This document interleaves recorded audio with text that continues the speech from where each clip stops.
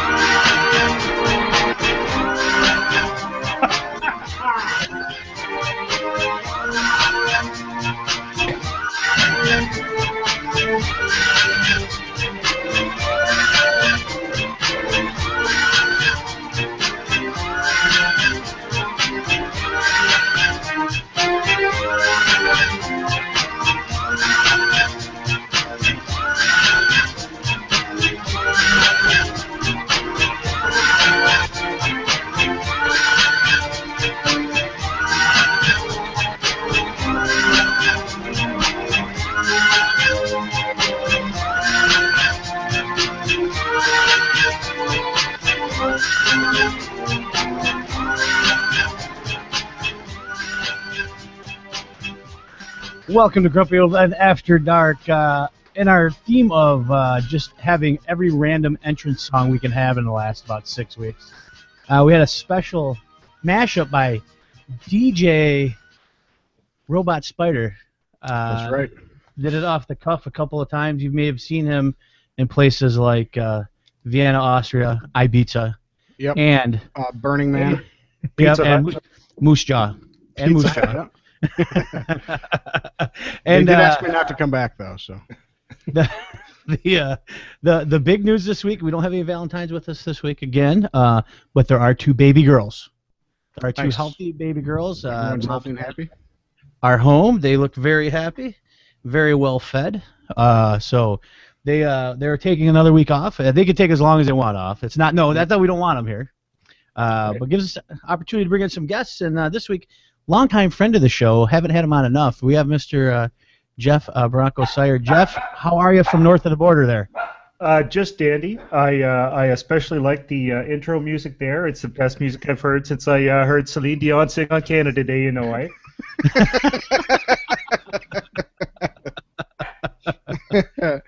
What's Canada Day? Excuse me, I just choked on an ice cube there. Canada Day is the 1st of July. It's the, thankfully to you guys, in 1867, we were so scared. You guys had just finished your Civil War, and you had all those people that just wanted to invade us, so we said, hey, no, we're not British. We'll start our own country here. So, we're good, thanks. No need to kill us. Oh, they're just water and fur up here. Nothing. We don't need it. It's fine. Oh, and the Northwest Mounted Rifles. How about we call them the Northwest Mounted Police? How's that be okay? Okay. I'm getting a lesson in Canada right now. This is fantastic. We owe we owe the whole country and the biggest police institution to you guys. It's the RCMP is like one of the biggest police institutions in the world, isn't it? I believe so, yeah, just because they're a national coast to coast. They certainly cover more area than probably pretty much any other single police force. That's true. Canada's a big place. Yeah, like big place. There's a couple of provinces that we have our own police, like Ontario, we have our own provincial police, but Mounties still cover federal, like airports and stuff like that. You mean the OPP? You know me. The OPP, yeah. Are you done with me? I have visited with an OPP officer in the past. Did he have a big mustache?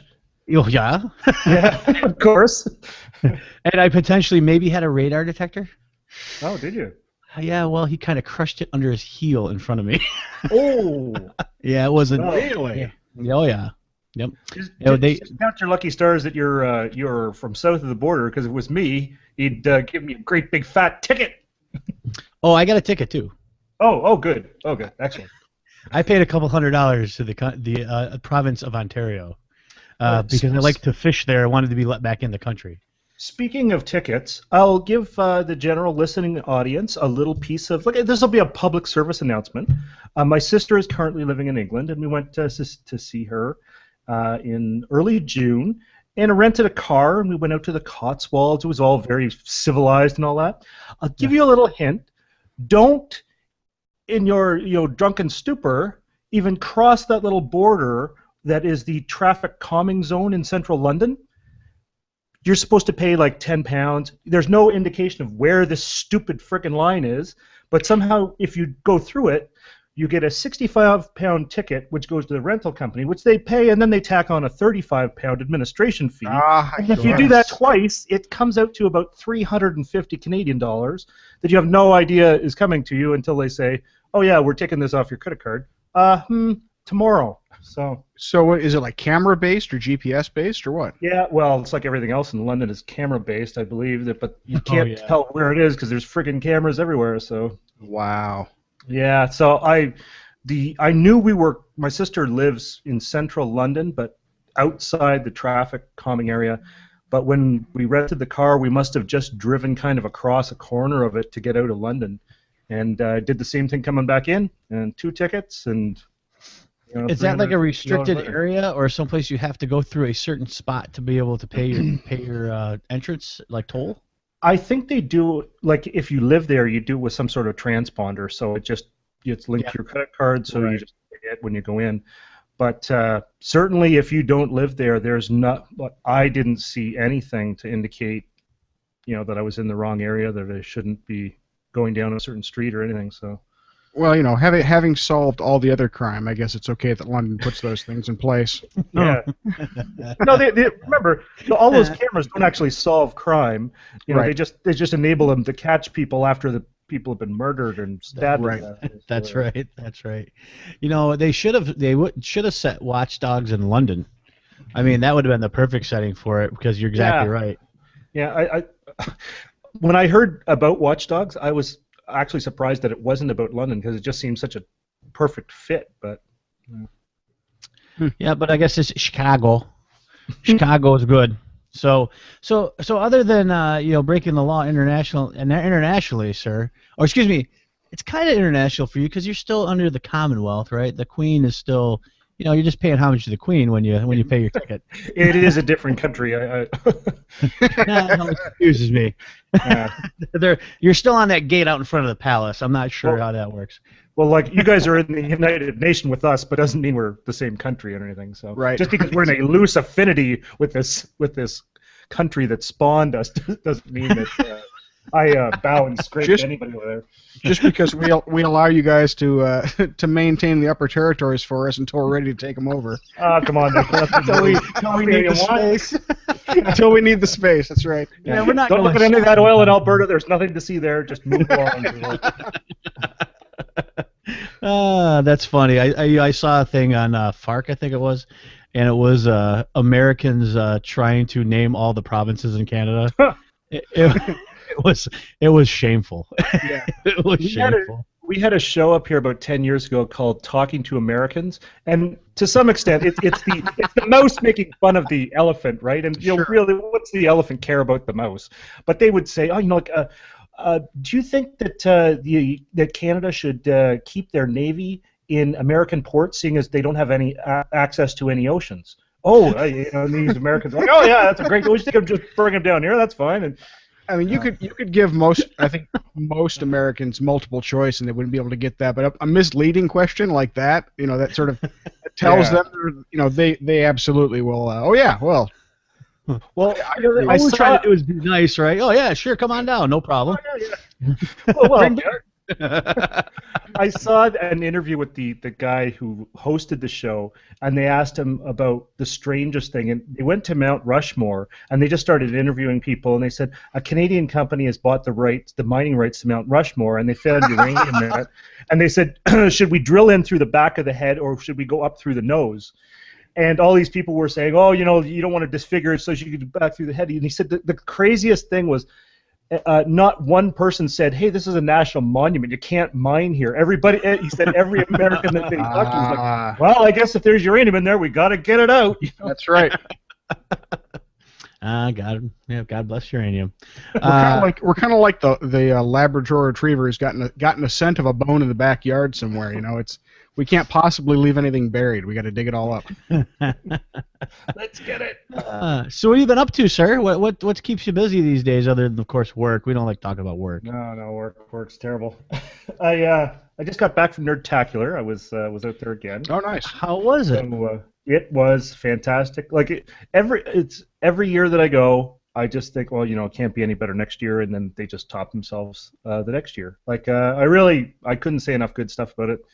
It was more like a mini con this year than it ever has been before. They broke it up into panel discussions, and they had most of the major podcasts had their own dedicated panel, and then they had the business of podcasting. They had one on how to grade comic books, and there was a lot of neat stuff. And then it's just a chance to see all these friends that I've made over the years. So it was a really, really good time. And I rode my motorcycle down with my buddy Pierre from Ottawa, and we rode down, and we stopped and saw Renee and JJ on our way down there. And I saw photographic evidence of that. Yes, we had a great time with them. It was good that we saw them on our way down and not on our way back. So right. They ended up having the babies while we were on our trip back. So. Yeah, it's funny. They were talking about how much they were going to miss Nerdtacular this year, and I guess they probably don't miss it that much this year. I think it'll be fine. Well, they're gonna have a lot to take up their time, and yeah, yes, yeah, double your pleasure, if you will. Oh man, my wife had twins before I met her, and I'm glad I didn't know her when she had when the twins were babies, because like she said, she says she doesn't even really remember. She doesn't have any specific memories of the first year. It just all a blur. Well, there were three. My parents had 5 kids, 3 boys, 2 girls in that order, and the boys were about 2 years apart from each other. My father says he does not remember the 80s at all. Yeah. And it wasn't because of substance. It was because of choice. I was going to say there are a lot of people who don't remember the '80s. I think. He's like, I really don't remember the '80s a whole lot. So, what have you been playing these days, there, Jeff? Well, when I was at Nerdtacular, there was somebody who hadn't been there before. I don't know if you guys know John Funk. He does all the website work for the Wood Whisperer. And he lives out in Winnipeg, so I got talking to him, and he was saying he's been playing a lot of Elder Scrolls Online. And I said, oh, really? When that first came out, I really was interested in it because I liked Skyrim so much. But I said, there wasn't a Mac client. He goes, no, and I didn't. I don't know how this. I think what happened was when they came out with the beta, it was PC only. And so I just kind of dismissed it, like, okay, there's not going to be a Mac client. I had no idea there was a Mac client for it. So I got home and I installed Elder Scrolls Online, and I've pretty much been playing that for the last maybe 3 or 4 days. How do you like it? That out. So having a lot of fun with that.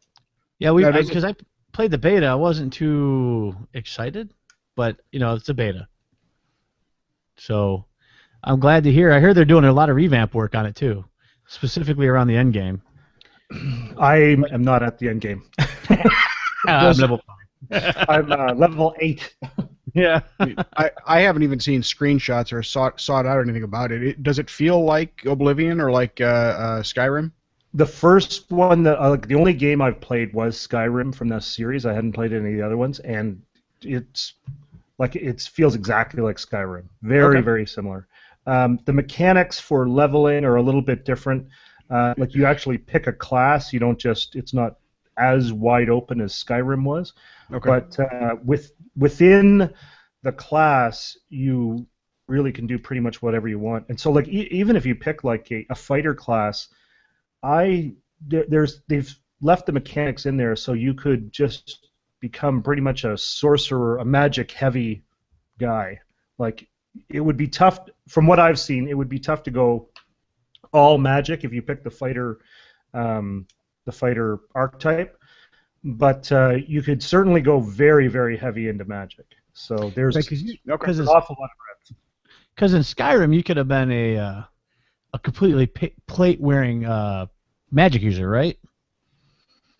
I think you could have been, but wearing plate screws up magic a bit. So it would kind of force you to wear light armor if you really wanted to. I think you're right. Go heavy on magic, yeah.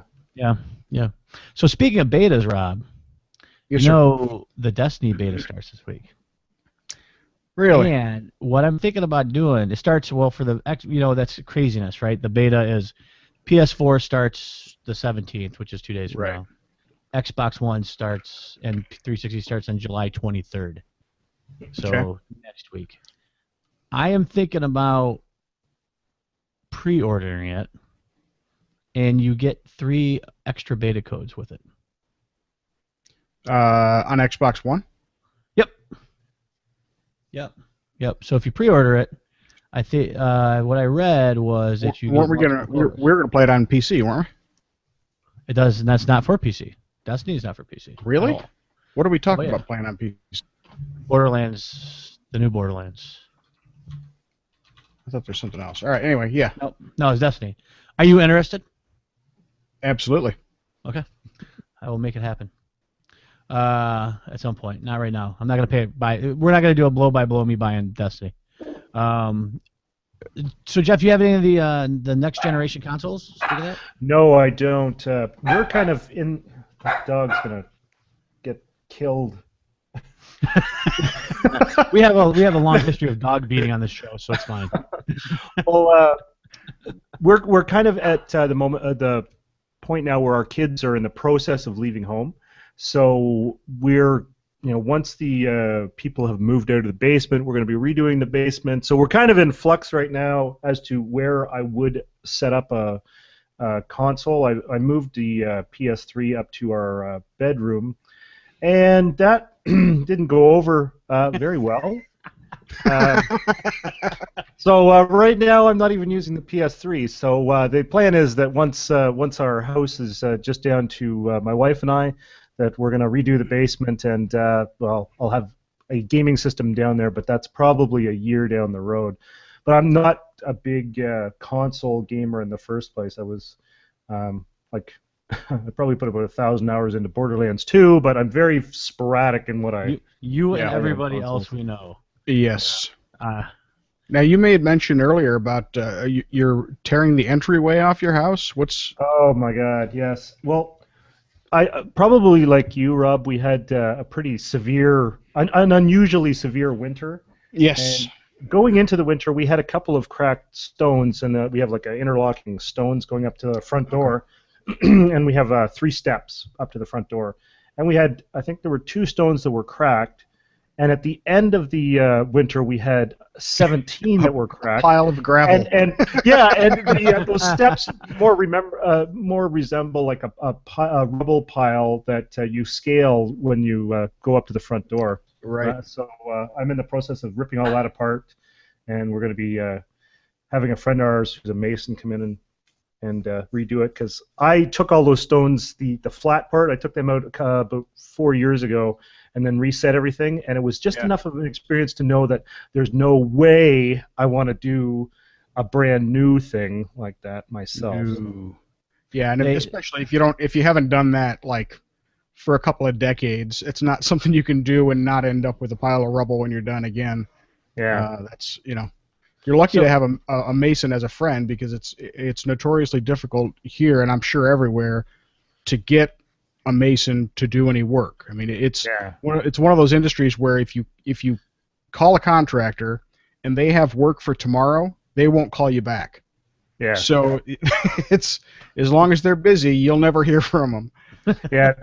This guy, we've been friends with him for years, and he works all winter at the Toronto airport doing snow removal, and then all late spring, summer, and early fall. And in does July, masonry work. I would say the in July. second and third week of July. Yeah. So it's funny. So living here now in Texas, in the Republic of Texas, I talked to How's that Kool-Aid? when it's delicious. It's a little bitter at first, but you get used to that. There's free guns. It's fine.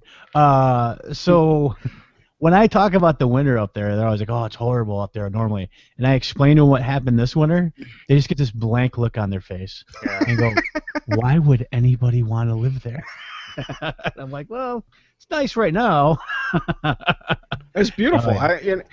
I honestly don't even really mind the winters. I mean, it wreaks havoc on your house and your property and everything, but really, I mean, it's an excuse to stay inside, and I'm happier there anyway, so it doesn't matter. I think I would have a really tough time living in some place where you didn't at least have snow. Like, as much as I don't like shoveling it, and there's lots of things about it that I don't like, I think I would really, really miss it if I didn't have it. So Yeah. So we get snow here, but not like the snow you get. But the best part about the snow here is people lose their freaking minds. I can imagine. They go, "I can't do anything." That you've probably seen the pictures like on TV and stuff where Dallas area is gonna get 1 inch of ice tonight, and then you look and see the bread and milk gone. It's all gone. It's all gone in hours. And I'm like, "What are you people doing? Making bread pudding? What is is that a survival food I don't know about?" Like, Yes. It's unbelievable. And but we did this year. So I moved down here in October, and I've lived in the north most of my life. I'm from Michigan. I lived in upstate New York. I lived in some places that are very snowy and very icy. And we got this freaking ice storm in October that ice came out of the sky, not sleet, not slush, not snow. Ice came out of the sky for 18 hours. I had no less than 8 inches of ice solid on my walkway. It was that deep. Nice. And yep. And then down around here, big ice storms are pretty common. They happen once a year, so not that big. That was really big. But normally, in the next couple of days, it's 50 degrees and it's all gone. Here, it froze and didn't get above freezing for 5 days. Then nobody went anywhere. Nobody could do anything. Nobody could do it. There was nowhere to go. So, and this is they just sat inside and ate bread and milk. And hope they partying on so all the milk didn't spoil. Yeah. Now this is a naive question here. Do you guys even have furnaces? Yeah. Heat pumps. Heat pumps. Okay. Heat pumps pretty much what we have. But the heat pump doesn't. When you get below a certain temperature, 32 degrees, I think it is, maybe 30. The heat pump is very ineffectual. So it was cold here this year. You know, it was 32 degrees or 0 degrees Celsius. Yes. Excuse. They do both up there. They have to because it's dust. All they do is try not to make us angry. You got to remember, we are bombarded by your media 24/7, right? So are we. Don't worry. We feel your pain. Speaking as someone who loves the metric system, we ought to just bite the bullet and do it. But unfortunately, it's not up to me. We tried it once, and we made it 7 weeks. Yeah, I mean, something like that. Yeah. Well, I know that JJ pointed out to me when I visited them last fall that Louisville was one of the places where they trialed the metric system, because a lot of the signs around the Louisville area talk about kilometers and miles as well. So it seems like in Michigan, I remember they used to have signs that were both. Maybe I'm making that up. I don't know. Yeah, the weird thing about it was they got a Canadian firm down there to put it all in, and they also have signs in French that say "Beware of moose at night." So there's that. That happened. It's my favorite sign of all anywhere I've ever been. It's my favorite sign. Beware of moose at night. So. So Rob and I have been rocking some, or rocking, I guess is not a good word. Crawling through, tiptoeing, sneaking, slogging.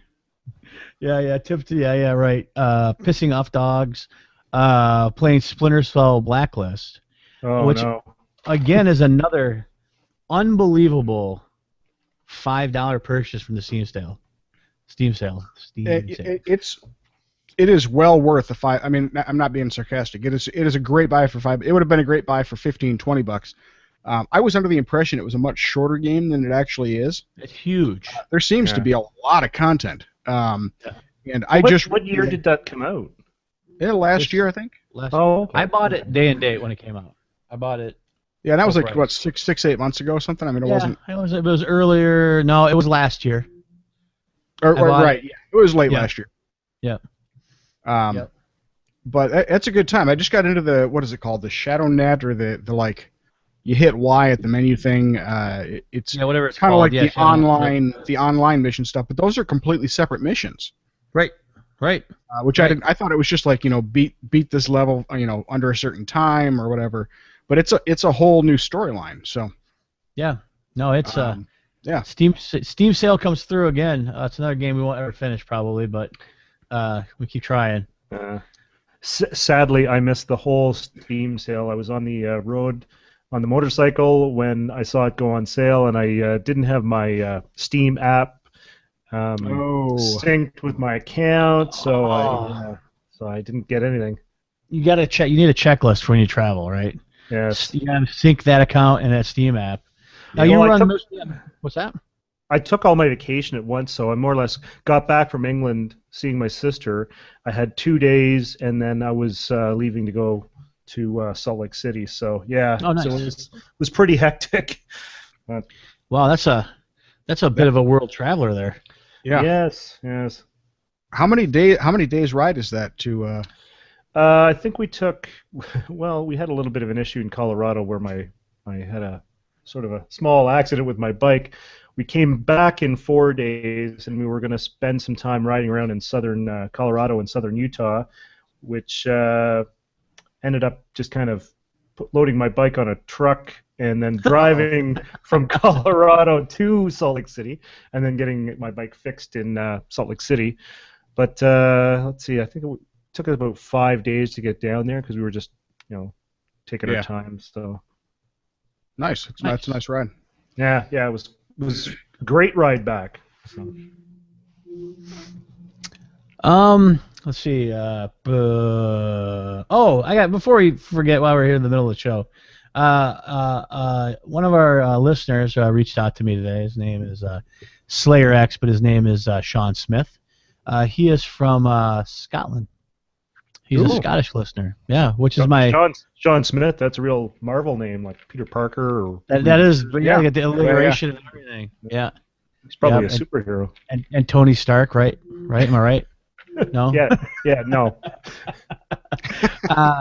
So he's doing some charity work. They're doing a 24-hour play for a charity. So they play for 24 hours straight for a charity. I need to figure that out, by the way. We got to figure out how we can do that, because I'll play for 24 hours straight if I can say, hey, hon, I'm doing it for charity.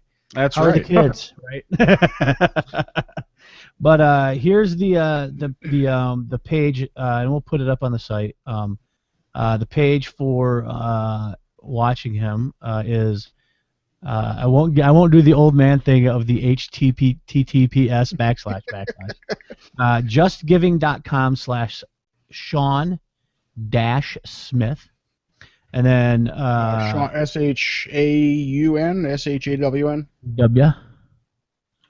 WN dash SMITH, and then the event is actually going to be on SickKidsSavePoint.com.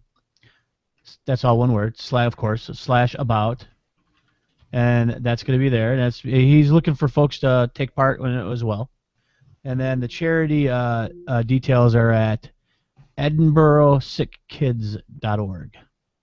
So he says anything we can do to help is great. It's just a mention on your awesome podcast. So we'll make sure we mention here. We'll throw it up on the forums, and folks will be able to get to the links by there. So pretty cool thing. I'll have to check it out. I know Child's Play does stuff like this. There's the one group that every year they do it for charity, and they drive that stupid bus through the desert. You know what game I'm talking about? Yep. It's literally driving a bus through the desert, and the desert is straight and flat.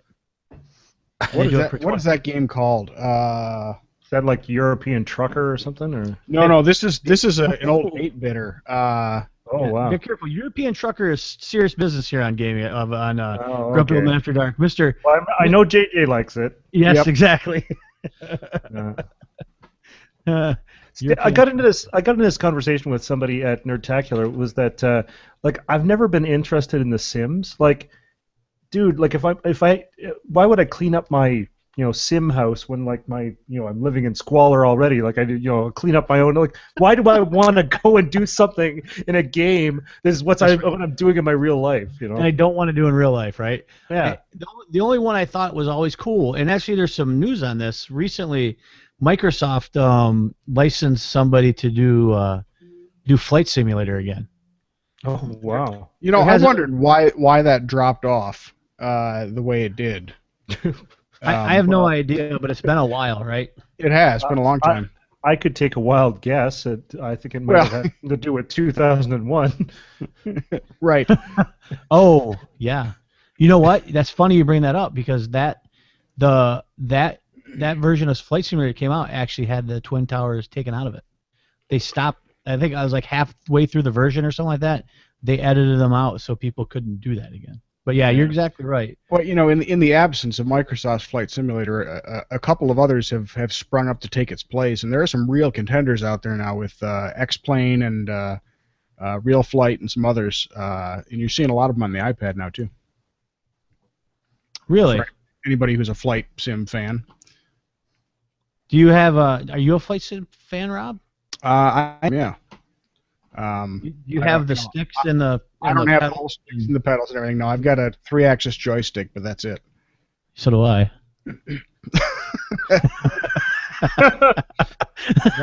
Really? You can play games with that? This is the fourth grade hour. Well, welcome. It's only Tuesday, and I'm like this. People at work are screwed. They are screwed. Or maybe it's me. Funny. Whenever we drive to Chicago, which we do a couple times a year, I go with my son or my wife, or both occasionally, and there's the default airfield for Microsoft's Flight Simulator was Meigs Field, which was like just out in Lake Michigan there, right along the shoreline. And I always point out to my son, you have no idea how many times I've run planes into that building there, trying to fly between them inverted or something. When I was in the Army, there was a guy that I worked with when I was living in the barracks. This guy was a flight sim fanatic, and he had, I think it was the one where you had the Gulfstream jet, and he wanted to fly like across the country. So I think he was going from Chicago to L.A. or something like that. So he took an Army topographic map and then renumbered the grid system with latitude and longitude lines, and then he just, because he didn't know how to get there, so he plotted the bearing and then shot a bearing with his compass. He didn't know how to get there. You point the plane west. Yeah, but he didn't know how to, like, he couldn't fly. He wanted to fly on a bearing. He didn't want to fly so low that he could just navigate by, like, he didn't want to fly over I-90 the whole way, right?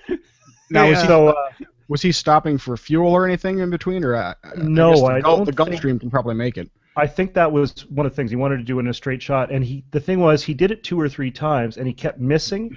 So he ended up going to an airport to explain the problem. And as he was doing it, this guy's like, "Yeah, you're missing, and you're getting, I can't remember, you're missing either north or south by so many hundred miles."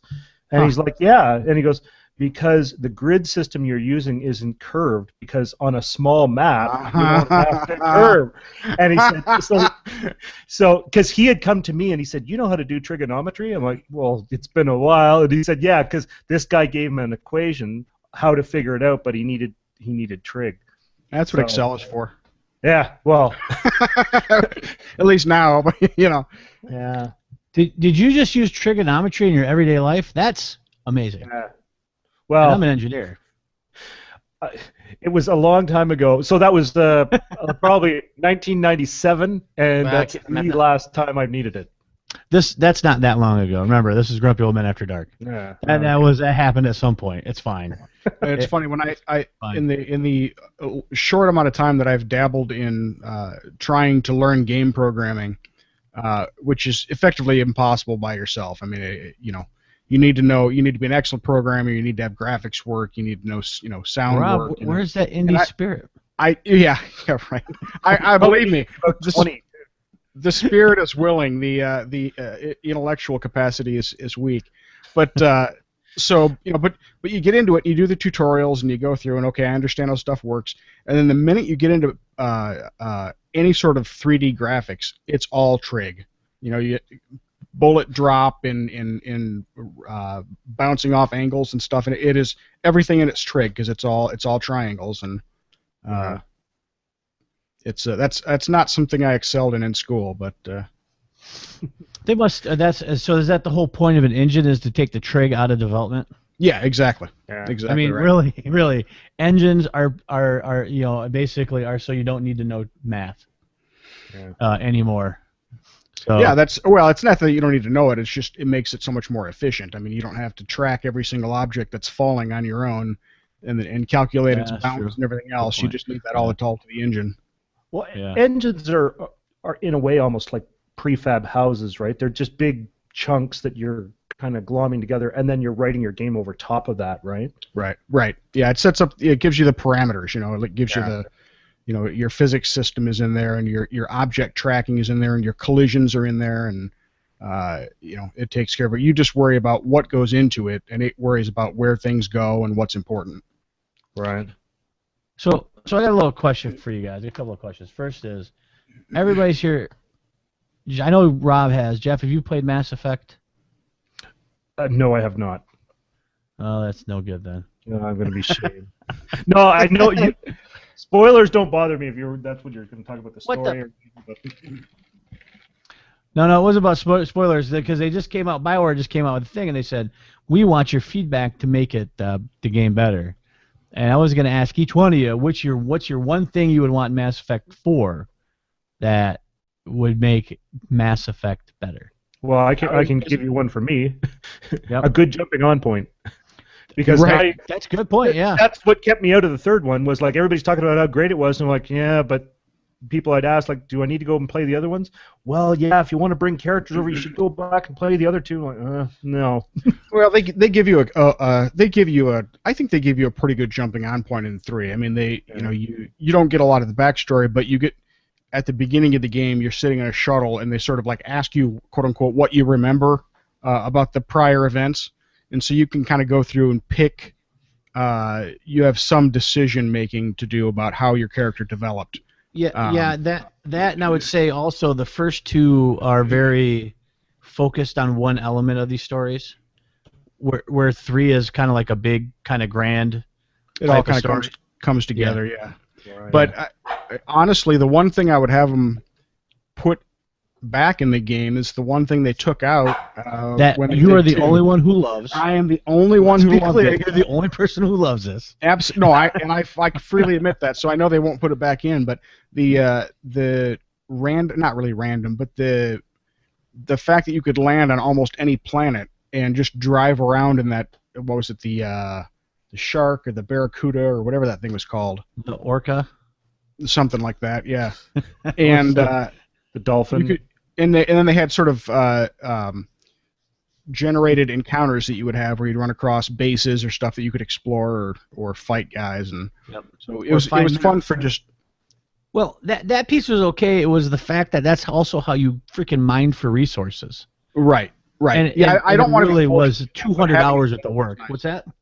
I like having that available. I don't like to be forced to do that, but having it available, it kind of extended the end game a bit. If you could do either one, right? Yeah. If you had the option, that would be good. Because what happened to me is I got about 3/4 through the game, and that's the first time I got the Red Ring of Death. And I had done all that exploration, and it was probably 80 hours worth of freaking gaming. Yeah. And it all went away. It all just went away. Yeah, and that was not a good thing. That'll just suck the fun out of it real quick.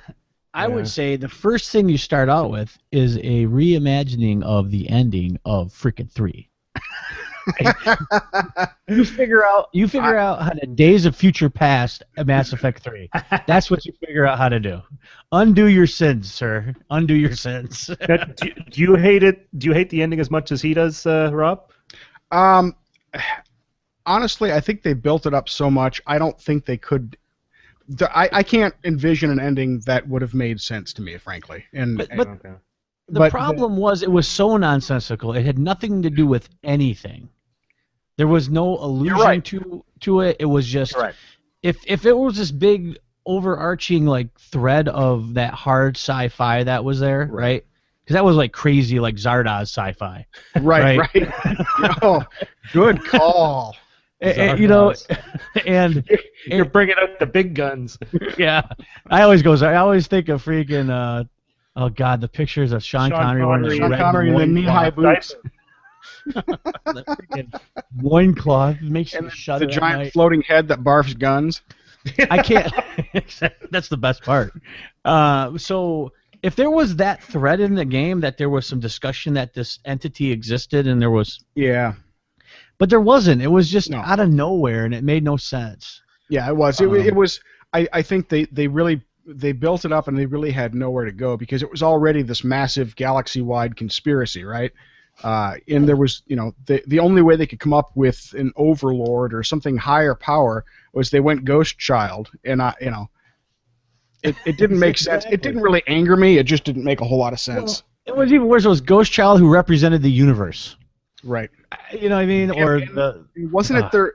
You really, no matter what you chose, you really couldn't win, right? I mean, they were basically. Well, there was one ending, and it was the one they redid. Remember? They redid one of them that you don't know if it's Shepard or not. Right. And they've said they should have stuck to their guns on that because they said for a long time Shepard was done after his story arc. Right. So I don't know. I thought at the end of Mass Effect 3 that like the story is complete. Like my understanding was that there isn't actually a path. It would be difficult for them to make a path forward to make another story unless they're. Is it going to be a prequel or something? No, this is outside that story arc. What they've said. In fact, they don't even want people calling it Mass Effect 4. It's going to be in the Mass Effect universe, but I think it's going to happen after the original trilogy. Okay. I think. But it's not supposed to be anyway the original characters at all. You can tell smaller stories and have just as good games, right? You can tell a story about some freaking soldier that's on a planet and needs to it's like Halo, right? Halo. But that's not the way games work. They don't have a big blockbuster game now we're going to tone it down and have a little game. But it doesn't need to be toned down. It's just the context needs to be different, right? It's like. It's like Halo, right? So you think about Halo, and there's so many parts of Halo where it's just one-on-one fighting. That's all it is, right? There's no. It's in a larger context of things. Halo 4 went a little meta, right? Went a little crazy with the with the whole Master Chief being the chosen one crap. But Yeah, it was. See, I hate when they do that because it doesn't. I think it takes away from how impressive Master Chief is. It was absolutely. He was one man against the universe, or one man, I guess, one Spartan against the universe, and it was sort of, it was up to him to save it. But then you find out that he's special, and everything has come together to help him take on the guy. It cheapens that character by doing that. Exactly right. Exactly it absolutely does. And it's hitting me again because my son has finally convinced me, he's 6, to play Halo. Yeah. With him. And with him and I have been playing through the campaign of Halo 4 because JJ has my other discs. Right. Still. And hadn't played through any of them. Well, I'm sure he's got lots of time now. Yeah. Right. You'd think. It's funny. It's fun to watch because he picked it up pretty quickly. And but we've got a rule. We play 1 chapter a night. Yep. That's the rule because he gets a little excited. We play, it's funny because he's like, easy's too easy, let's play it on normal. He played on normal. I said, this is going to take a little longer to play on normal. He's like, let's play on easy. So, yeah. but it's funny. I get to play through it and kind of understand the story a little bit more in 4, and the story kind of stinks. It really is kind of, wait a second, you guys are, It's contrived. I mean, it's needlessly complex. Yeah. But with Mass Effect, going back to Mass Effect, I think there's the potential there to do an unlimited number of things. I mean, you've got the whole idea of the Mass Effect relays. It's kind of like the Stargate premise. It gives you the ability to expand to virtually anywhere. And you've got that whole ancient existing technology thing to lean on, that basically you can connect it with a mass relay and do anything you want, call it Mass Effect. And I think that there's a lot of potential there. So I hope they don't depart too much from a successful equation, but I think that they've got some latitude, I think. Right, and there's so many different races. I mean, you could tell the whole story about Drells. You could tell about, I got it, Mass Effect : Elcor Assassin. Yes. The worst assassins in the world. Those are elephant people, by the way. Elephant. Yeah, the Elcor. They're good at sneaking around. Yes, right. And what was the floating jellyfish guys? What are they called? The the ones that use telepathic powers to talk to you and stuff. Yeah. Yeah, I can't remember what they were called. I just remember Elcors because they're my favorites. Yep. So I want to shift gears a little bit on you guys. And have you guys ever played, and I think, Rob, we've talked about this, but it's been a while, so have you ever played any pen and paper RPGs? Yes. Yes. Yes? What games have you played in the past, you think? You go first, Rob. I played. I tried to play a little D&D in high school. I went to a small school, so didn't have a lot of people who were interested in it. Just a tip. And that's right, just the tip. And but the one I played more of actually was Teenage Mutant Ninja Turtles. Wow. Nice. And I somewhere in the basement I still have all the books. I've probably got 10, 15 books. And my favorite part of that, honestly, was rolling the characters because you rolled different animals. And that was a hybrid of any 2 animals or something like that. Yeah. But that was a lot of fun. I enjoyed that quite a bit. Yeah. It's been a long time, and I find, and I hate saying this, but I find that the people who I find to play with, I usually don't want to play with. Yeah. Yeah.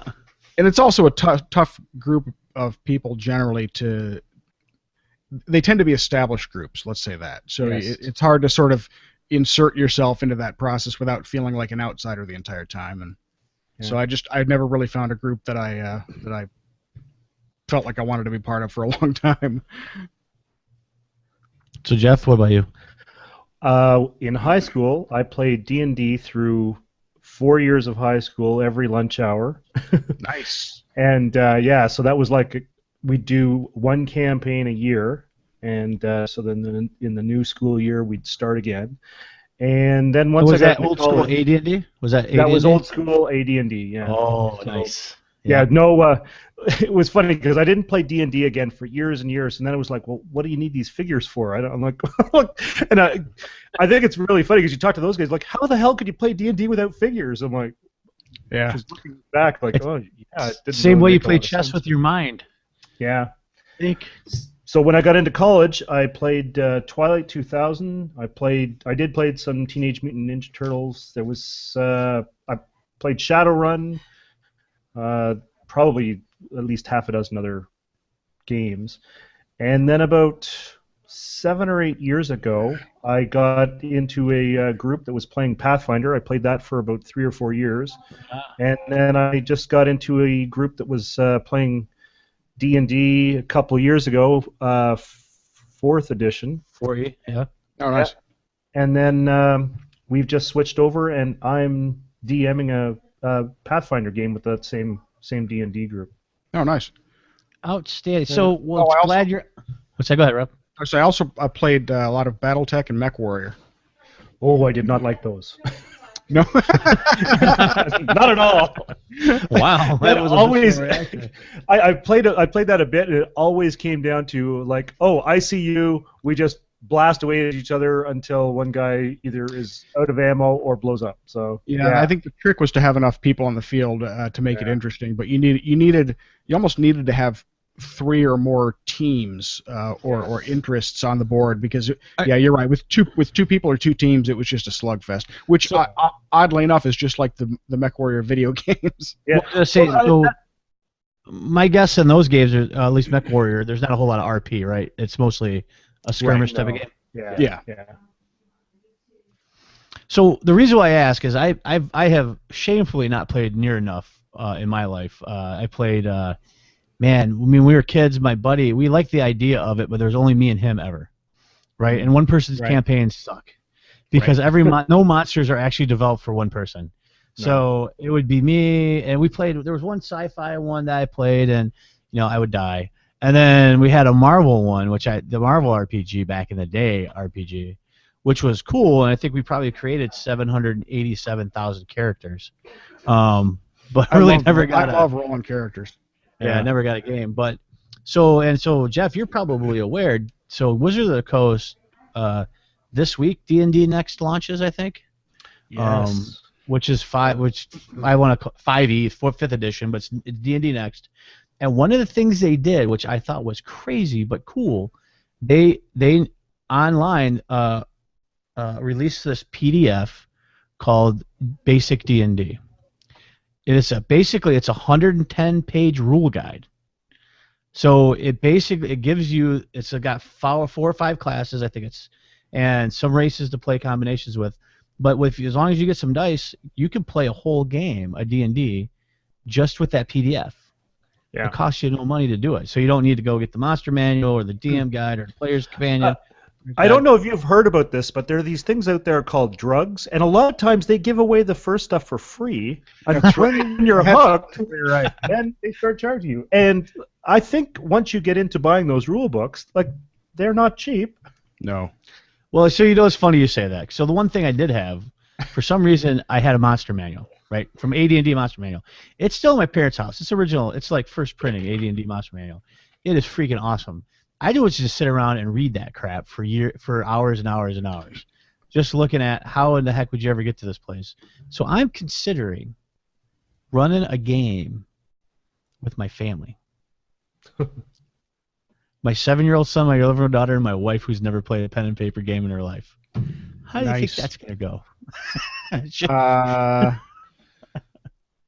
I think let's see. I think your son will not get it.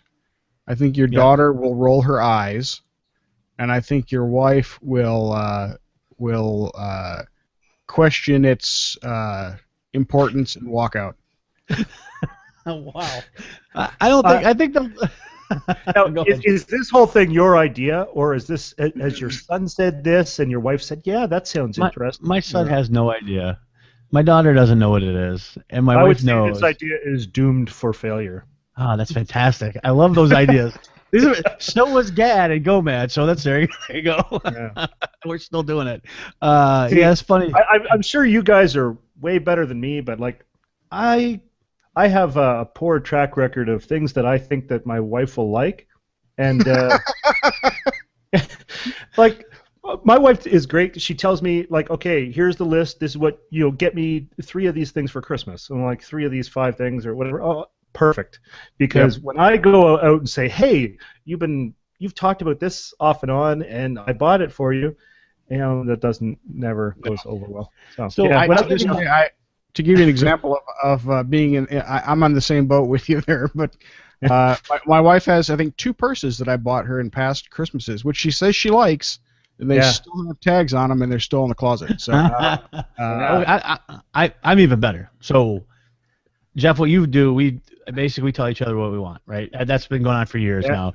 We just went over 19 years, and it's just easier. Because one year, before we were married, but while we were dating, the only thing I could come up with to buy her for her birthday was the soundtrack to Star Wars on cassette. Nice. Okay, and this woman, this is before she married you. Yeah. Wow, she's in for the long haul. If she, right. If you did that and she married you, oh boy. I gave it to her and said, "I'm sorry, I didn't know what else to get." I told her, listen, I spent 4 hours in the mall. I have no idea. Yeah, honestly, my wife is hard to buy for because she says this honestly, and I believe her. She really doesn't want stuff. There's nothing she really wants. She loves to read, and I don't know what books to buy her. And other than that, she doesn't want anything. Well, which is frustrating as hell. We were out, I guess, it was last fall in the the kind of the next town over, and there was a sign up like mini comic book convention. I'm like, do you mind if we just stop in? I just want to walk around. I'm like, so I would never take her to something like that, but we just happened to be driving by. So we just walk around. It's in like the school gymnasium. And strangely enough, at one point I noticed she's not behind me anymore, and somebody had a little booth selling steampunk jewelry. Oh. And strangely enough, she's like, wow, this stuff is really, really cool. So when I was down at Nerdtacular, there was somebody there who was selling steampunk jewelry. I would, now because of my previous track record, I would never think to just like, oh, that's nice, I'll buy that for you. So I was taking pictures of it, texting it to her, and I turned the whole 4-sided rack around, took a picture of each side, sent it to her, and then she texted me back and said, okay, buy me the little gear with the lock and the key, and this other. So I bought her 2 sets of earrings, and that's how our gift giving goes. The romance, it's all there. The romance is a surprise. That's the pragmatic approach. I'm okay with that. Yeah, it's fine. No, it's fine. And on the plus side, she's got 2 sets of earrings that she will wear, not right. Because I buy her like, hey, these are cool sniper rifles. They'll be hanging off your ears. That's hilarious. I think back to the D&D. I think my daughter will be the best about it. She loves going to the comic book store. Really? Loves it. My kids love playing board games. Okay. So this is a little more in depth. My son, I think the key will be the setting. Trying to make it ridiculous enough for little kids. You know what I mean? Yeah. Now I think the other thing is not to get too caught up in the rules at first either. I mean, kind of use the rules as a guideline, but don't get lost in them. That's right. That's true. Good point. That free PDF that you're talking about, I think those are simplified rules as well. I think. So. Yeah. Yeah, I think it's kind of like a little bit of take on the essentials that they came out with recently, and that one of the reasons, and Jeff will know, I was way behind on Critical Hit, and I started I've been catching up on it, and I listened to the panel show actually today from Nerdtacular, and every time I listen to that, I'm going, man, I would like to get a game, and the problem is, when you play with your group, do you guys just do a long session, or is it a regular session? So the way it normally goes is we get over to his house. We all live in the same town, right? So we're all kind of the longest drive anybody has to do is maybe 15 minutes. Oh, geez. So we get there at about 6:30, and we just kind of get character sheets organized and get ready to go. and he orders pizza or something like that. So generally by about 7 or a quarter after 7, the pizza's there. So we stop, have pizza, and then pizza's done. So usually by maybe a quarter to 8, we're underway, and we usually go till about midnight. Nice. And you do that every week, or is it like a monthly No, thing? no. It's usually about once every 4 or 5 weeks. And when I was away with Nerdtacular, they got together and then just did like a different gaming night. So guys brought card shot or games, something. whatever they had. Oh, I see. Or stuff. Yeah. Now, Rob, you're a very Munchkin focused gentleman. Yeah. Do they have any kid level Munchkin games? I would say Munchkin is a kid level. Yeah, Munchkin is kid level. I think the thing I found with Munchkin is that if you're not playing with a group that at least understands paper RPGs, it's not nearly as entertaining. Yeah. Just because of the references and jokes and stuff. Yeah. And it's still a good game by all means, but it's not. They won't quite understand the bag of holding and or the DM's girlfriend. Right. Kneecaps fighting and all that. So it's still a good game, but it's not as entertaining for people who haven't played paper RPGs. Gotcha. So what about Cards Against Humanity? Should I play with them? No. I know that. That's fine. Okay, guys, do we have anything else for the good of the order, if you will? No, I think we can call it there probably. I hearing none. Yeah. Jeff, where can they find you when you're not cluttering up our airwaves, sir? People can follow me on Twitter at BroncosSire, SYER, or they can listen to the podcast that I do with Richard Keith and Julie Peel, Sci-Fi Tech Talk. Excellent show. Listen to it quite often. And Roberto, what about you, sir? Oh, basically, you can find me either here, or you can find me on Steam, Xbox Live, or Uplay, or Origin at Robot Spider. Uplay. Yeah, what are you going to do? Nah. Okay. Again, you can check us out at gamingafterdark.com.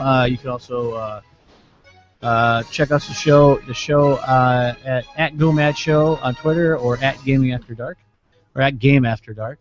We have forums. Send us an email at gomadshow@gmail.com. You can find me on Xbox Live occasionally as Lothar77 or ShakyLake77 on Steam, and many other sundry things I'm forced to sign up with to play my games. So, well, see, there's your first mistake is saying they're your games, because they're not. I am just licensing them, correct? That's is that right. what it is? Right? That's right. I got it right. I've just bought a license. Someday it might expire. Yep. So, all right, folks. Well, for Rob and Jeff, Renee, JJ, and the girls, I'm Jason. And we'll see you again. See y'all.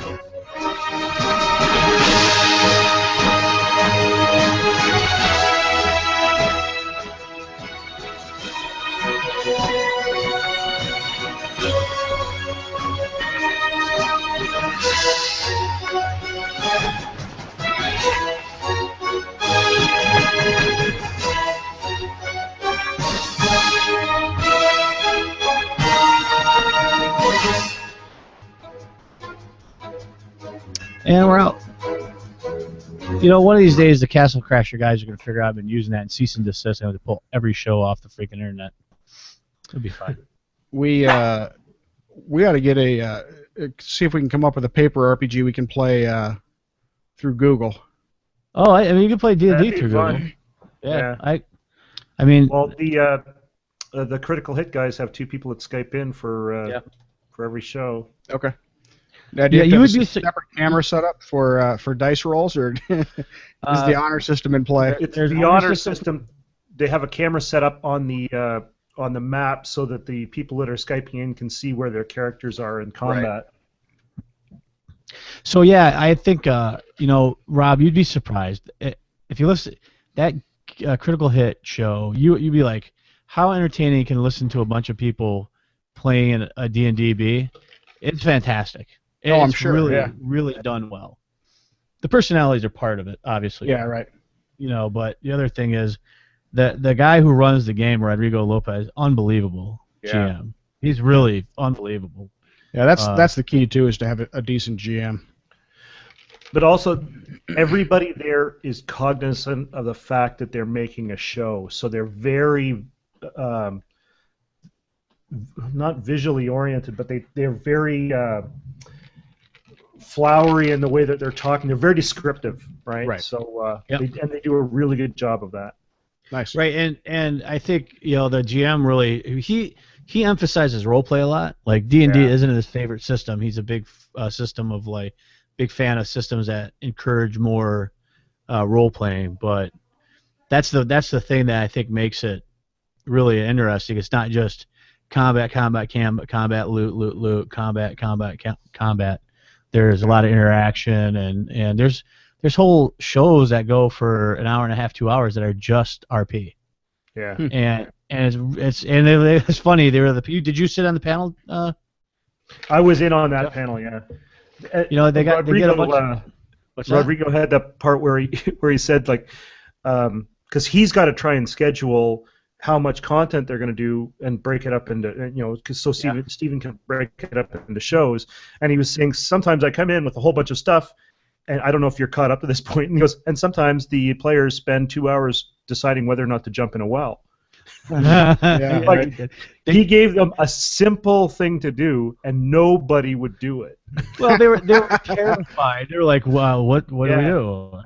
And it's like they kept going around and around, and he doesn't get frustrated, right? He lets them play it out like they should, and but that was so funny. They were like, "There's no way I'm jumping in that well. There's no way." Well, the Pathfinder group that I'm running, there was a key thing that they were supposed to they were working on behalf of the town, and they were supposed to go and arrest this guy. Well, they go to where they know the guy is. I don't know what they were thinking. They do this whole thing where they case out the whole joint, and then everybody just walks up to the front door, and there's nobody watching the side door. So I'm like, okay, well they run in, there's no and they break down the front door. They don't try and slip in. That's so okay, well, the guy jumps out the window and runs away. So then the next day he set up I said, it's an identical place to what it was before. Everything is exactly the same. The people that are in there are exactly the same. We're just going to redo this whole thing again. And do it the way you should have done it in the first place. In Payday 2 parlance, we call that doing it loud. Yeah. There's no stealth involved. You just walk in the front door. Well, there was one episode that's very, very famous that they almost all died. Yes. That was really almost the end of the campaign. The campaign's very epic. They're all level 14, which in D&D is pretty amazing. That's something. Well, they've been playing the same campaign for must be 5 years now. 5 years. Yep. Yeah. I mean, they clearly the permadeath is not out of the equation. Do they? No, not at all. They've had characters die. Have they? Okay. Now it was more the epic sacrifice sort of thing. Sure. The one character that died, I think, was planned. It was planned, yeah. That was part of the deal, but but the thing is, he said he doesn't tailor things to be easy or any of that stuff. Now, I will say this: it seems to me 4E, if you build your characters correctly, it's pretty hard to die as long as the GM is following the rules, building monsters. Right? Yeah. You're not getting the giant dick monster that of dickdom that has crazy powers and recharges his daily power every other freaking turn or anything like that. So or the monster that insta kills you and then burns your body to a cinder so you can't resurrect. What did we do to you? I'm done with this group. No, I think that's a great idea. I think we should get a few people together to play. I'm going to do some reading on the D&D basic stuff, but it wouldn't be bad just to try a one shot. Yeah. And just see how it works out. I would dig doing that a lot because I haven't get a chance to really do that ever. There's two of us. I had this problem. This was my problem growing up, as I was an athlete. So, me and my buddy, who I'm still really good. It's Dave, Rob, and me and my buddy, who are really good friends with, we liked all that stuff, but it was kind of our secret. You know what I mean? Right. It was kind of like, we don't talk about This show is exactly 1 hour long. That's unbelievable. Nice. On the dot. But it was like, when we were kids, I spent every day there in the summer. We created, I think you maybe still have them. We created like 14 or 15 comic books. We drew them. We wrote them. They're not really good, but we did them. That was the stuff we did, and so we never really did find a ton of like-minded people on that. Have you ever heard of GURPS? GURPS? Oh yes. So you're not a fan of that, I take it? I found GURPS to be overly complicated. Really? To achieve a goal of being generic to everything. Right. So, okay, interesting. Because I've never tried it. I didn't play much of it, but okay. GURPS is kind of like what we were saying with the video games with the engines. It's like GURPS is the engine, and then you buy the kind of add-on things so you can have fantasy, sci-fi, whatever kind of environment you're going to play in, like even Cthulhu type, horror, whatever it is. You buy this bolt-on thing that goes onto GURPS, and then you play that. So it also encourages you to say, okay, well, our sword and board fantasy guys, all of a sudden they've fallen in a time tunnel, and now they come out the other end and they're in Star Trek. Right. Yeah. Yeah, I like the premise, but yeah, I can see how it would be.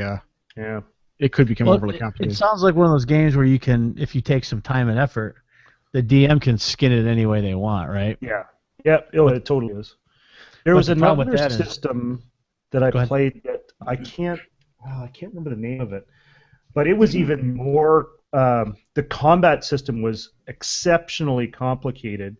And it was an open-ended critical system. So if you rolled a critical, you just kept going up and up and up and up and up. So a first-level guy could kill a dragon with a single arrow if he just happened to hit it right. Likewise, I tried to knock down a door it wasn't even an especially strong door with my shoulder, and the door broke my shoulder. Yeah. The door killed him. The door essentially took my character out of the whole thing. Oh, and nice. So was it one of those deals where you could have it sounds like it had very targeted damage? Yeah, it had a slash, bludgeoning, and piercing damage. So depending on what kind of weapon you had and how you were using it, you would roll on a different table, and you could do it was very detailed. Like you would put people's eye out with arrows and stuff like that. So roll 3d6 for physical therapy. Yeah. Well, it sounds to me though something like that is very. It's so detailed, right? Yeah. I mean, you get wrapped up in the combat detail. Right. Yeah. It was one of those things. It was interesting to play for a couple of sessions, but I wouldn't want to play it for long term. Yeah, it's not campaign worthy. Yeah. All right. Well, I'm gonna drop here for a bit. Jason, you gonna be around for Splinter Cell later? Maybe. Let's see. How you spell trigonometry? The title of the episode is Fighting Trigonometry. Trigonometry. All right. Excellent. All right, guys. Yeah, I'll be around. Jeff, thanks for filling in, man. Yeah, thanks. Good time. We'll be inviting you more often when we get a chance. Sounds good. All right, man. We'll talk to you later. Cool. Okay. Bye, guys. Bye. Bye, guys.